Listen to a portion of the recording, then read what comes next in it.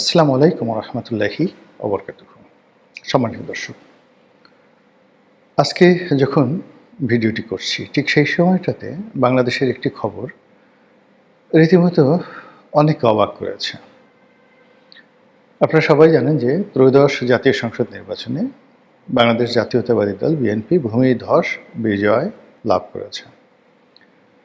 আর সঙ্গত কারণেই বিএনপির চেয়ারম্যান জনাব তারেক রহমান সাহেব প্রধানমন্ত্রী হচ্ছেন। আমাদের দেশের অতীতের যে স্মৃতি, সেখানে যিনি প্রধানমন্ত্রী পদে বসেন তার একটা ভাবসাব থাকে, এবং যেই মুহূর্তে একজন লোক প্রধানমন্ত্রী হন সঙ্গে সঙ্গে তিনি তার অতীত ভুলে যান, তার বর্তমানও ভুলে যান, তার নিজের অস্তিত্ব ভুলে যান। তিনি কে, কোত্থেকে এলেন, কিভাবে এলেন, এ সকল প্রশ্ন কেউ করতে পারে না। এমনকি প্রধানমন্ত্রীরা যদি টের পান যে তাকে প্রশ্ন করতে পারে এরকম কোনো মানুষ আছে পৃথিবীতে, অমনি তার গাল ধরে, কান ধরে, মানে তার 12টা বাজিয়ে ছেড়ে দিতে হবে যে এত বড় সাহস, আমি প্রধানমন্ত্রী, রাজাধিরাজ, মহারাজ, আমাকে নিয়ে প্রশ্ন করো, আমার লেখাপড়া কি, বংশ কি, আগে দরিদ্র ছিলাম না ধনী ছিলাম, ইত্যাদি বিভিন্ন বিষয় নিয়ে তুই মনে মনে চিন্তা করিস, আজ তোর একদিন কি আমার একদিন হালুম। এভাবেই অতীতে চলেছে। আর সেই যে ধারাবাহিকতা ভঙ্গ করে যিনি প্রধানমন্ত্রী, সম্ভাব্য প্রধানমন্ত্রী না বলে তার যারা লোকজন সবাই বলার চেষ্টা করছেন, জনাব তারেক রহমান সাহেব হলেন অবশ্যম্ভাবী প্রধানমন্ত্রী, অর্থাৎ যে সম্ভাবনাটা অবশ্যই, এর কোনো বিকল্প নেই। তো আমি যে ভিডিওটি করছি আজকে ফেব্রুয়ারি মাসের 15 তারিখ, বলা হচ্ছে 18 তারিখে সরকার শপথ গ্রহণ করবে। 3 দিন অনেক দীর্ঘ সময়। 3 দিন তো দূরের কথা, মহান আল্লাহ রাব্বুল আলামিনের কুন ফায়াকুনের কারণে 3 সেকেন্ডের মধ্যে পৃথিবীর মানচিত্র পরিবর্তন হয়ে যায়। তো সেক্ষেত্রে আল্লাহ তাকে রহম করুন, বরকত দান করুন তারেক রহমান সাহেবকে। তার নেতাকর্মীরা তাকে নিয়ে যে আশায় বুক বাঁধছেন, তিনিও নিঃসন্দেহে আশাবাদী। তো তার আশা পূর্ণ হোক। তো যেটা বলছিলাম যে তিনি তার রাজনৈতিক প্রতিপক্ষ গত 1 মাস ধরে তারা পরস্পরের বিরুদ্ধে যতটা প্রচার করা দরকার, প্রোপাগান্ডা দরকার, উভয়ই করেছেন। এবং ইতিমধ্যে সারা বাংলাদেশে জামাত এবং বিএনপি নেতাকর্মী এবং অন্যান্য যে সকল প্রতিদ্বন্দ্বী প্রার্থী রয়েছে, এমনকি বিএনপির বিদ্রোহী যারা প্রার্থী, তারাও পরস্পরের বিরুদ্ধে বিষোদ্গার করছেন, লড়াই সংগ্রাম করছেন, অনেক জায়গাতে মারামারি হয়েছে ইত্যাদি নানা ঘটনা। ঠিক সেই সময়টাতে জনাব তারেক রহমান সাহেব জামাতের আমির ডাক্তার শফিকুর রহমান সাহেবের বাসভবনে দেখা করতে গেছেন। সেই দৃশ্য আমরা দেখলাম পত্রপত্রিকাতে। আর এরপর তিনি এনসিপির প্রধান জনাব নাহিদ ইসলাম তার বাসাতে যাবেন তার সঙ্গে দেখা করার জন্য। তো এটা বাংলাদেশের রাজনীতিতে একেবারে ব্যতিক্রম। পশ্চিমা দুনিয়াতেও এরকম হয় কিনা আমি দেখিনি। বরং যিনি নির্বাচিত হন, নবনির্বাচিত প্রেসিডেন্ট বা প্রধানমন্ত্রী, তাকে অভ্যর্থনা জানানোর জন্য সবাই সেখানে যান। এরকম একটা কালচার রয়ে গেছে। আবার আমরা হোয়াইট হাউসের ক্ষেত্রে দেখেছি, ধরুন প্রেসিডেন্ট বারাক ওবামা, তিনি ক্ষমতাসীন আছেন, প্রেসিডেন্ট ইলেক্ট ডোনাল্ড ট্রাম্প। তো ডোনাল্ড ট্রাম্প ইলেক্টেড হওয়ার পর শপথ গ্রহণের আগে ইনফর্মাল ওয়েতে তিনি হোয়াইট হাউসে যান তার স্ত্রীকে নিয়ে, এবং স্বয়ং বারাক ওবামা তাকে অভ্যর্থনা জানান। এটা ওদের কালচার। তো এক্ষেত্রে তারেক রহমান সাহেব তার স্ত্রীকে নিয়ে যদি গণভবনে যেতেন, মানে এখন তো গণভবন নেই, যমুনাতে যেতেন কিংবা বঙ্গভবনে যেতেন, এটা পশ্চিমা কালচারের মতো একটা নতুন কালচার হতো বাংলাদেশে।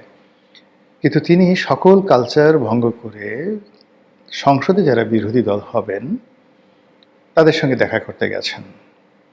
সবাই বলছে এটা বিরাট উদারতা, এরকম উদারতা বাংলাদেশে হয়নি। শহীদ প্রেসিডেন্ট জিয়াউর রহমানের রক্ত যার মধ্যে প্রবাহিত, বেগম খালেদা জিয়ার রক্ত যার মধ্যে প্রবাহিত, তার পক্ষেই এ ধরনের মহৎ কাজ করা সম্ভব। তিনি শান্তির কবুতর, শ্বেত শুভ্র কবুতর, তার মাধ্যমেই শান্তি প্রতিষ্ঠিত হতে পারে আগামীতে এই বাংলায়। এরকম ইতিবাচক কথাবার্তা বলা হচ্ছে। তো এই পর্যন্ত যদি ঠিক থাকতো, সব কিছু স্বাভাবিক থাকতো, তাহলে আর কোনো বক্তব্য ছিল না। কিন্তু আমি এই ভিডিওটি করছি রোববার দিন রাত্রি 8:30টার সময়। তারপরের দিন অর্থাৎ সোমবার 11 দলীয় জোট বায়তুল মোকাররমের সামনে একটি প্রতিবাদ সভা ডেকেছেন। হঠাৎ করে এই প্রতিবাদ সভা কেন, কী উদ্দেশ্যে, কী কথা তারা বলবেন, ওটি অপ্রকাশিত থেকে যাবে। এই গেল এক। এবং এটা হতে পারে, একদিকে ধরুন আপনি পার্লামেন্টে বন্ধুত্ব করবেন, রাজনৈতিক সৌহার্দ্যতা থাকবে, পরস্পরের সঙ্গে সম্পর্ক থাকবে, আবার আপনার অধিকার নিয়ে কথাবার্তাগুলো নিয়ে আপনি রাজপথে কথা বলবেন। এটা আমাদের বাংলাদেশে অনেকবার ঘটেছে, বহুবার ঘটেছে। তো সেটা সমস্যা ছিল না। সমস্যা হবে যদি তারেক রহমান সাহেব এই যে জামাতের আমিরের সঙ্গে দেখা করলেন, এটি উনি নিজের ইচ্ছায় করে থাকেন, দলের পরামর্শ করে থাকেন, ভালো, এবং এটি ইতিবাচক। কিন্তু এটি যদি কোনো বিশেষ জায়গা থেকে নির্দেশনা আসে, উপদেশ আসে, অনুরোধ আসে, সেটা আপনারা অনুমান করে নেন কোথা থেকে আসতে পারে, তাহলে এই সাক্ষাতের মধ্যে একটি অশনি সংকেত বিরাজ করছে। যদি এ ধরনের একটি ভয় তারেক রহমান সাহেবকে কেউ দেখিয়ে থাকে যে জামাত যদি ঠিক না থাকে তারা যে কোনো সময় সংসদ থেকে বেরিয়ে যেতে পারে, তাহলে সরকারের পতন অনিবার্য, তারা শপথ গ্রহণ নাও করতে পারে, তারা শপথ গ্রহণের আগে ঝামেলা তৈরি করতে পারে, ইত্যাদি ইত্যাদি নানা বিষয়। আর সেই ভয়ের কারণে হোক, এই পরিস্থিতি উত্তরণের জন্য সেই একটা নেগোসিয়েশন বা একটি বন্ধুত্বের পরিবেশ তৈরির জন্য তার যে অগ্রগামী ভূমিকা, এটা যদি হয়ে থাকে, তাহলে এই ফলাফলটা ভালো হবে না, কোনো অবস্থাতে ভালো হবে না। আর আমাদের দেশে যারা ওভার অ্যাক্টিং করার চেষ্টা করেন বা অতিরিক্ত ভালো করার চেষ্টা করেন, তারা সবাই বিপদে পড়েন। আমাদের দেশটাই হলো শক্তের ভক্ত, নরমের জম। এখানে আপনি রাজা হবেন তো রাজার মতো থাকবেন, প্রজা হবেন প্রজার মতো থাকবেন। প্রজা যদি রাজার মতো ভাব দেখায়, ভীষণ রকম সমস্যার সৃষ্টি করে। আর রাজা যদি সাধারণ আলখেল্লা পরে, লুঙ্গি পরে, পাজামা পরে, পাঞ্জাবি পরে রাস্তাঘাটে ঘোরাফেরা করেন, তাহলে একটা ভিক্ষুক এসেও তাকে একটা খোঁচা দিয়ে যাবে। এই হলো আমাদের দেশের চরিত্র। তো সেক্ষেত্রে জনাব তারেক রহমান সাহেব যদি পশ্চিমা ধাঁচের উদারতা দেখাতে চান, আন্তরিকতা দেখাতে চান, সেটাও যেমন সমস্যা আমাদের দেশের কালচার অনুযায়ী। আর যদি তিনি দ্বিধাগ্রস্ত হয়ে, ভীত সন্ত্রস্ত হয়ে, কারো দ্বারা উপদেশপ্রাপ্ত হয়ে, আদিষ্ট হয়ে, অনুরোধপ্রাপ্ত হয়ে মানে বিরোধী দলীয় নেতাদের সঙ্গে দেখা করতে যান, তাহলে আপনি ধরে নিতে পারেন যে তিনি একটি দুর্বল সরকারের প্রতিনিধিত্ব করতে যাচ্ছেন, যে সরকারের হাত পা বাঁধা থাকবে এবং তাকে অনেক বিষয়বস্তুর সঙ্গে নেগোসিয়েশন করতে হবে, সমঝোতা করে তাকে চলতে হবে। এটি তার জন্য একটি করুণ পরিণতি বয়ে নিয়ে আসবে এবং তিনি সাস্টেন করতে পারবেন না, নিশ্চিতভাবে লিখে রাখতে পারেন। থার্ডলি হলো যে সামনে যে রাজনীতির সমীকরণ আসছে, সেই সমীকরণে একটা স্পেস আছে, বিশাল একটা স্পেস খালি আছে। আপাত দৃষ্টিতে সুন্দর একটি নির্বাচন হয়েছে, শান্তিপূর্ণ, এতে কোনো সন্দেহ নেই।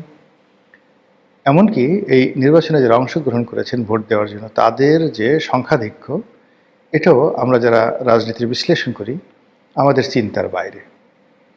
এটা প্রকৃতি প্রদত্ত একটি আশীর্বাদ। আমি বেশ কয়েকবার বলেছি এর আগে যে ম্যাজিক্যাল কিছু ঘটে যেতে পারে নির্বাচনে, এবং ম্যাজিক্যাল সেই ঘটনা যদি ঘটে, তাহলে ভোটাররা ভোট কেন্দ্রে আসবে, ভোট কেন্দ্রেও শান্তিপূর্ণ পরিবেশ বজায় থাকবে, ইত্যাদি আরও অনেক কিছু। কিন্তু আমাদের যে স্বাভাবিক অবস্থা, আইনশৃঙ্খলার যে অবস্থা, মানুষের মন মানসিকতা, তো সেক্ষেত্রে আসলে দ্বন্দ্ব সংঘাত হলে সেটা সামাল দেওয়া যেত না। কিন্তু বাস্তবে ম্যাজিক্যাল ঘটনা ঘটেছে, অলৌকিক ঘটনা ঘটেছে। অনেকে ফলাফল নিয়ে, ফলাফলের ইঞ্জিনিয়ারিং নিয়ে বিভিন্ন রকম কথাবার্তা বলছেন, এবং স্পর্শকাতর অনেকগুলো যে সিট রয়েছে, সংসদীয় আসন রয়েছে, সেখানে ফলাফলের যে যাকে বলা হয় পরিবর্তন আমরা দেখেছি, এবং সেখানে যেভাবে ফলাফল হয়েছে, এটা আমাদের হিসাবের সঙ্গে মিলছে না। আবার এখন জনাব তারেক রহমান সাহেব যেভাবে ভারতকে তিনি প্রিভিলেজ দিতে চাচ্ছেন, আবার ভারত যেভাবে রেসপন্ড করছে তারেক রহমান সাহেবের পক্ষে, আবার ভারতকে ঠেকিয়ে দেওয়ার জন্য এনসিপি, ডাকসু, জামায়াত ইসলামী, তাদের অন্যান্য যে সকল প্রক্সি গ্রুপগুলো রয়েছে, তারা যেভাবে রাস্তায় মিছিল বের করতে যাচ্ছে নরেন্দ্র মোদীর বিরুদ্ধে, ভারতীয় কর্তৃপক্ষের বিরুদ্ধে, এটি জনাব তারেক রহমান সাহেবের জন্য নানা রকম সমস্যা এবং জটিলতা তৈরি করবে। তো সেদিক থেকে আগামী যে 6টি মাস সরকারের জন্য, এই 6টি মাস প্রায় প্রতিদিন একটার পর একটা ম্যাজিক্যাল ঘটনা ঘটতে থাকবে। এই যে তারেক রহমান সাহেব জামাতের আমিরের বাসায় গেলেন, আবার এমন যদি হয় যে দুজনে মিলে উমরা করতে গেছেন একসাথে, লাব্বাইক আল্লাহুম্মা লাব্বাইক, লাব্বাইক লা শারিকা লাকা লাব্বাইক ইন্নাল হামদা ওয়া নিয়ামাতা লাকা ওয়াল মুলক লা শারিকা লাক, জামাত এবং প্রধানমন্ত্রী তারেক রহমান একসঙ্গে তারা উমরা করতে গেছেন, এমনকি তার ক্যাবিনেট একসঙ্গে সেখানে গেছেন। এরকম যদি ঘটনা ঘটে, আরও আশ্চর্য ঘটনা, যদি জামাতের লোকজন এখানে এই ক্যাবিনেটে সেই 1996 যে জামাত বিএনপি সরকার ছিল, ওইভাবে যদি জাতীয় সরকার হয় এবং সেই জাতীয় সরকার যদি জামাতের লোক অংশগ্রহণ করে, এনসিপি যদি অংশগ্রহণ করে, যদি আসিফ নজরুল সাহেব আইনমন্ত্রী হন, মোস্তফা সরোয়ার ফারুকী তিনি যদি সংস্কৃতি মন্ত্রী হন টেকনোক্র্যাট কোঠায়, ইত্যাদি আরও অনেক কিছু ম্যাজিক্যাল ঘটে যেতে পারে।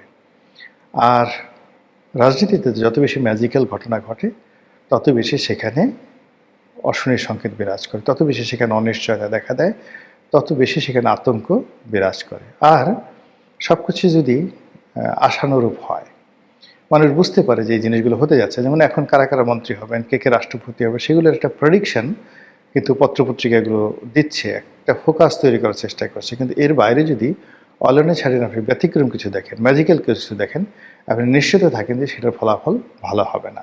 রাজনীতিতে ম্যাজিক ভালো জিনিস নয়। তো তারেক রহমান সাহেব চেষ্টা করে যাচ্ছেন, সেটা ম্যাজিক্যাল হোক, তার উদারতা হোক, তার অনেস্টি হোক, কিংবা তার ঔদার্য হোক, মহত্ব হোক, কিন্তু শেষমেশ তা যেন পূর্ণতা পায় এবং ভালো কিছু হয়, এবং গণতন্ত্রের যে অগ্রযাত্রা শুরু হয়েছে, এই যাত্রা যেন অব্যাহত থাকে, মহান আল্লাহর দরবারে সেই প্রার্থনা জানাচ্ছি। আসসালামু আলাইকুম রহমতুল্লাহি ওয়া বারাকাতুহু।